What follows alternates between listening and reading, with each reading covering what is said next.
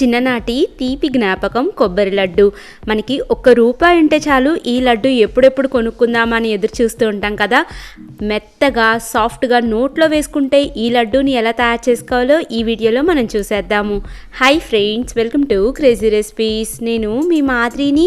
ఇక్కడ నేను medium size కొబ్బరికాయని ఒకటి తీసుకున్నానండి. దీనికి పచ్చి కొబ్బరి అయితే చాలా రుచిగా ఉంటుంది.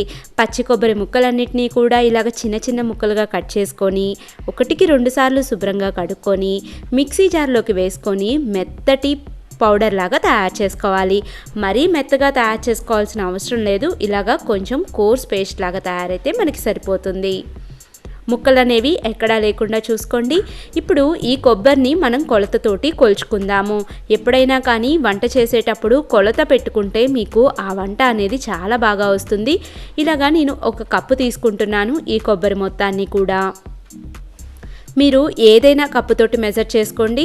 అలాగే సేమ్ కప్పుతోటి 3/4 కప్పు బెల్లాన్ని కూడా వేసుకోవాలి. బెల్లం అంతా కూడా ఇలాగ తురుము పట్టిందై ఉండాలి. ఇప్పుడు ఈ బెల్లము అలాగే కొబ్బరి 2 కూడా ఒకసారి బాగా కలిసేలాగా కలపాలి.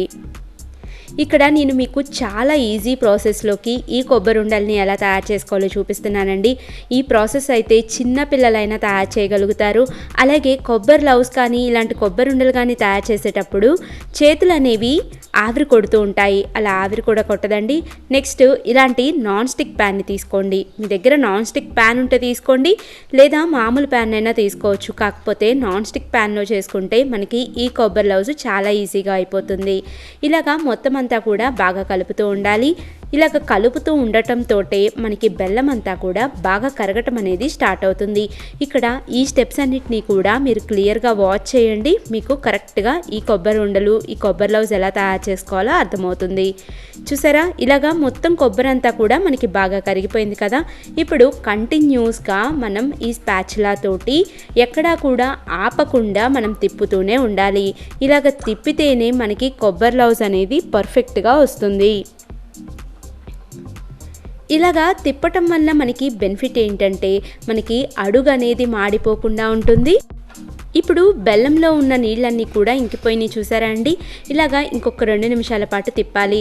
లాస్ట్ అండ్ ఫైనల్ కొంచెం యాలకుల పొడిని అలాగే 2 స్పూన్లు నెయ్యిని వేసుకోవాలి. చూసారా, మీకు మంచి గోల్డెన్ కలర్లోకి ఈ కొబ్బరి ఉండలు అనేవి తయారైపోయినాయి. అంటే ఈ కొబ్బరి లవ్స్ తయారైపోయింది కదా. ఇంకొక 2 నిమిషాల పాటు ఇలాగే కలుపుతూ తిప్పండి. మనకి కొబ్బరి బెల్లం అంతా కూడా దగ్గర పడిపోయింది. అలాగే మనకి ఉండ కూడా పడుతుంది.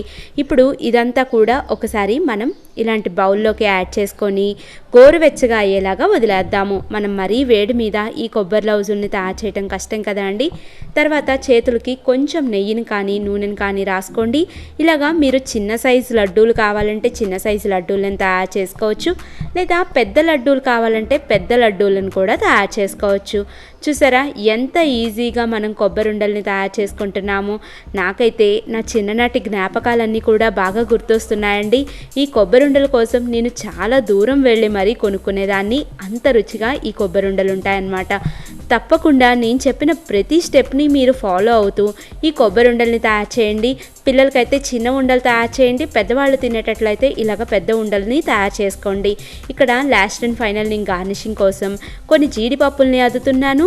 నా వీడియో మీకు నచ్చింది అనుకుంటున్నాను. నచ్చినట్లయితే ఈ మెత్తటి నోట్లో వేసుకుంటే కరిగిపోయే కొబ్బరి లడ్డూలని మీరు తప్పకుండా ట్రై చేయండి. అలాగే మీకు ఎలా కుదిరిందో కింద కామెంట్ బాక్స్లో కామెంట్ చేయండి. అలాగే ఇలాంటి మరిన్ని లేటెస్ట్ వీడియోస్ కోసం మన ఛానల్ని సబ్స్క్రైబ్ చేయండి.